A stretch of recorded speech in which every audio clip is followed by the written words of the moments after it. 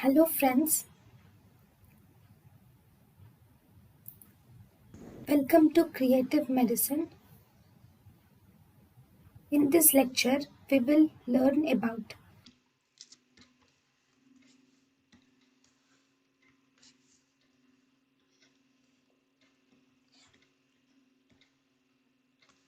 Polycystic liver disease. Polycystic liver disease is an autosomal dominant disorder and it is found in association with polycystic renal disease. It is associated with polycystic renal disease. Polycystic hepatic disease is the most common extrarenal manifestation of autosomal dominant polycystic kidney disease. Autosomal dominant polycystic kidney disease will manifest as polycystic liver disease. Here in polycystic liver disease, the liver cysts first and foremost, actually in polycystic kidney disease, autosomal dominant polycystic kidney disease, first you will see that there is kidney cysts are seen first, followed by second the liver cysts will occur. So first you see kidney cysts will occur, followed by liver cysts are seen in autosomal dominant kidney disease. Here renal function and hepatic cyst load is correlated in the autosomal dominant polycystic kidney disease. And one more important thing is autosomal dominant polycystic kidney disease can also have presence of berry aneurysms, and mitral valve prolapse can also be there. Okay, then types of polycystic liver disease. So types of polycystic liver disease are, we have three types of polycystic liver disease.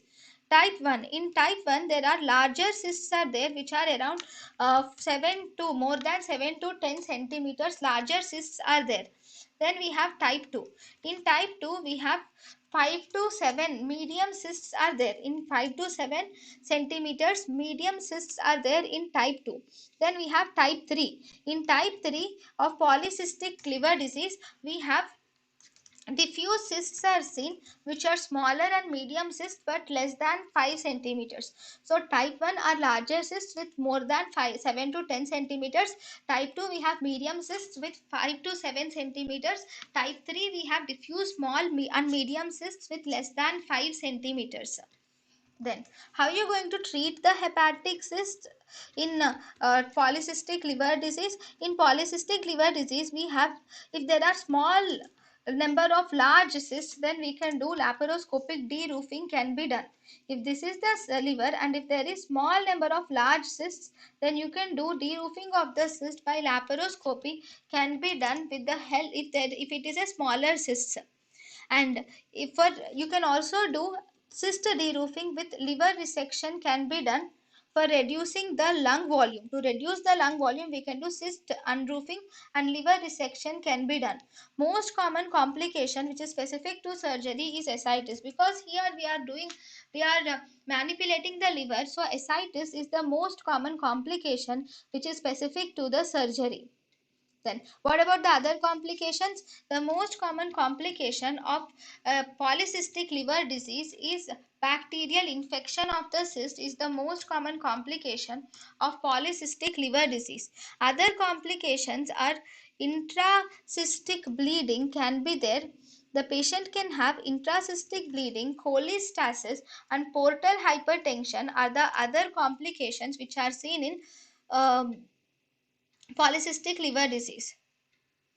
Then liver failure is not seen in these patients. Liver failure is not seen in these patients. Mainly we see intracystic bleeding, cholestasis, portal hypertension may be seen, with main complication has bacterial infection of the system. thank you and thank you for watching.